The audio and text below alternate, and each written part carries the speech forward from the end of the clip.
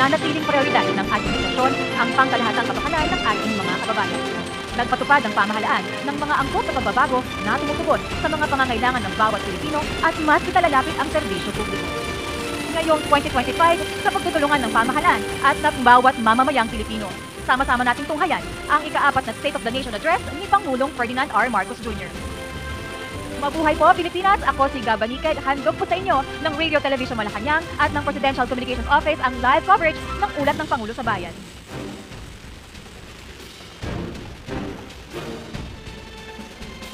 Ngayon po ay napapanood natin na dumating na po ang Pangulo dito sa Banasan via Presidential Chopper. At maya-maya lamang po ay sasalubungin po siya ng kanyang Chief of Presidential Protocol, Undersecretary Rachel Quinones, patungo sa Foyer Honors.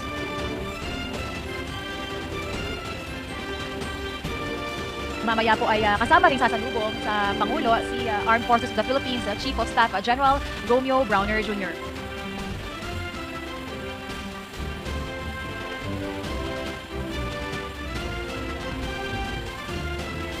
Mga kababayan, nananatiling malakas ang pangako ng administrasyon na pagbuklurin ang mga mamamayan at bigyan sila ng isang mahalaga at makabuluhang papel sa paghubog ng kinabukasan ng ating bansa.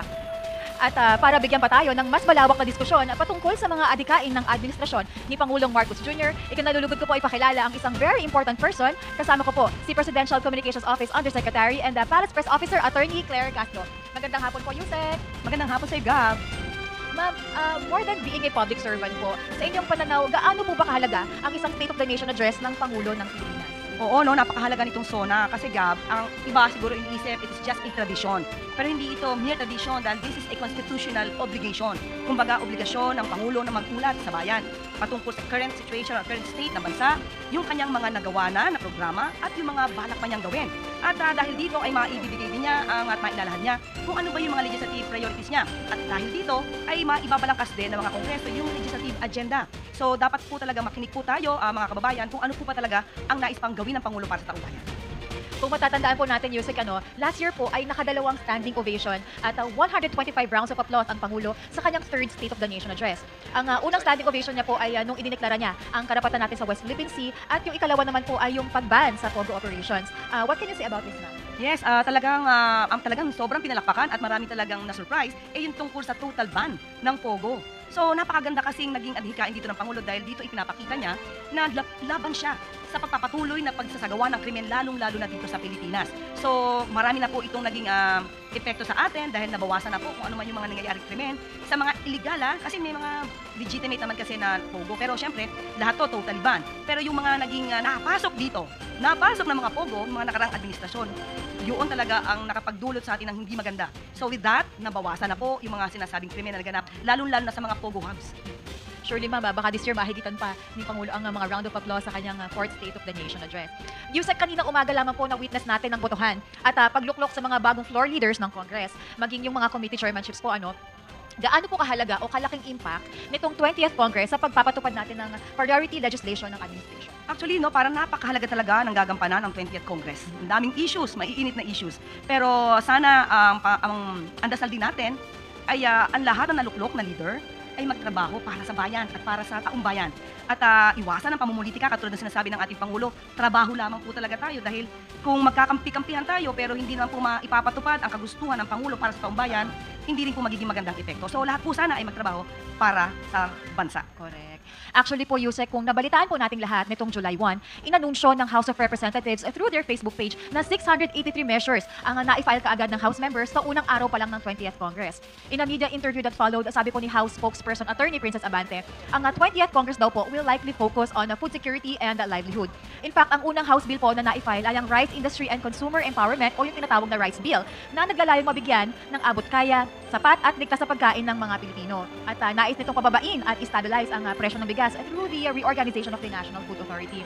Yusek, with House Bill number 1 po or yung the Rice Bill, how does this align po with the administration's goals? Lalo na simulat sa pool talagang agrikultura at kabuhayan ng ating mga minamahal na magsasakang isa sa mga top priorities ng administration ni Pangulo. Yes, oo, kita-kita natin talaga kung paano ba magbigay ng ayuda ang Pangulo sa mga magsasaka, sa mga mangingisda. At ang maganda ito na bill na ito at sana nga maipasa. Bakit? Dahil nagka-problema tayo doon sa nangyari na parang na-clip yung pakpak ng NFA nandiyan ang NFA pero hindi sila makakilos, hindi sila makapagbenta ng derechahan ng murang bigas sa tao kundi pa sa true kadiwa. Bakit? Kasi ang batas yung Rice Tariffication Act, ang sinasabi kasi dito, ang NFA ay makakapagbenta lamang sa local government unit, hindi diretso sa tao. At hindi nila namomonitor talaga yung presyo. Pero with this, kung magkakaroon ng reorganization ng NFA, at yun naman ang gusto din ng Pangulo ay mabigyan talaga ng power ang NFA. Pero of course, dapat wala nang corrupt kasi yun yung naging issue tungkol sa NFA. Ang dapat ayusin ay ano ang trabaho ng NFA at kung may corrupt man, yun ang tanggalin, hindi yung power. So with this, tingin ko mas makakabuti to para sa taong bayan at mas makaka-avail sila ng murang bigas. At saka Yusek, hindi lang naman din po yung pagbaba ng presyo ng bigas. Ano? Gusto rin natin palakasin pa yung kabuhayan ng mga magsasaka natin. Yes, oo, kahit pababain natin ang presyo ng bigas para sa mga taong bayan, hindi dapat kalimutan ang concerns ng ating mga magsasaka. Hindi dapat pababain ang presyo ng bigas. Kaya nga nagkaroon din ng batas dito ha, Gab. Yung tungkol sa anti-agri sabotage. So doon talagang lalabanan ng smugglers, mga cartel. So yun ang gusto ng Pangulo, talagang tutukan din ang concerns ng mga magsasaka at mga mangingisda natin. Do you think po, Yusek, with House Bill number 1 po, this reflects na may broad political support from the Congress pagdating sa affordable food programs ng administrasyon? Sa aking palagay, oo, dahil kung di tayo nagkakamali, nagkaroon na rin yan ng pag-aamyanda noon para mabigyan ng power ang NFA, medyo hindi lang pinalad sa Senado. At muli, ito, ang panawagan natin ay mabigyan ng power ang NFA para po mas mamonitor nila, mas maging yung presyo ng bigas ay mas stabilize. Yun ang kailangan. Another notable bill na na-file po is House Bill number 2, Yusek, o ang Strengthening the Philippine Healthcare System Act. Ma'am, simula po ng pagkakaupo ng Pangulo, different healthcare systems and programs are in place na. To name a few, nagkaroon tayo ng Lab for All, ang PCSO na bahagi ng patient transport vehicles or yung mga ambulance sa mga malalayong lugar. Pinalawak natin ang programa ng PhilHealth, nagpatayo tayo ng maraming hospital at marami pang iba. Paano po makatutulong ang House Bill na ito oras na maipasa sa mga layunin natin for healthcare, ma'am? Oo, napansin natin dito sa bill na to ha, ay mas mabibigyan pa ng parang ayuda yung mga kababayan natin dahil parang ang gagawin nila yung PhilHealth na contribution nila, parang isa-subsidize din ng government, yung kalahati, at yung kalahati yung employer. Malaking bagay yan kasi hindi na mababawasan yung sweldo ng iba nating mga kababayan. So, tandaan natin, kahit na maliban dyan, yung PhilHealth, pinalaki din ng PhilHealth ang coverage dahil yun ang gusto ng Pangulo. Yes. Marami nang nakikinabang ngayon dyan. Expanded na yung program, ma'am. Yes. O, tandaan pa natin, meron pang yakap. Oo, tama. Recent lang yun, ma'am. Recent lang to. At may bukas centers pa kung saan makaka-avail ng libreng bakuna, libreng check-up, ang ating mga kababayan. So, i-avail niyo po yan. Nais po talaga ng Pangulo Yusek na mailapit ang serbisyo medical sa publiko. Yung tipong hindi na nila kailangan gumising ng maaga para bumiyahe sa pinakamalapit na health facility kasi ito po talaga yung madalas na pinagdaraanan ng mga kababayan natin lalo na sa mga GIDA areas kung tawagin po, di ba? Ngayong ika-4 na sona po ng Pangulo, how far are we in realizing our goals for our healthcare? Sa akin palagay, dahil nga nabuksan na rin itong bukas centers at napalawig ang coverage ng PhilHealth, mas marami talaga nakinabang, lalo na yung mga may sakit, yung dialysis, nagda-dialysis. Ang laking bagay nito para sa mga kababayan natin dahil talaga namang marami talaga ang nagsasubject themselves to undergo this dialysis. So, with that, marami pa tayong maaaring masabi, pero isa lamang ito sa babanggitin natin dahil ito talaga yung pinakamarami na aapektuhan.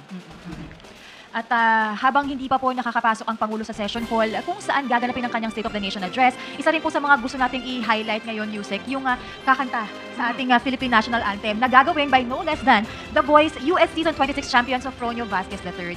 Yusek, isa rin po ito sa mga gusto nating i-highlight sa sona ng Pangulo ngayon. Si Sofronio po ang kauna-unahang Asian at kauna-unahang Pilipino na nanalo sa major competition sa Amerika. And with this participation po sa sona ng Pangulo, what does this mean sa panawagan natin sa taong bayan na walang bagong Pilipinas kung walang bagong Pilipino?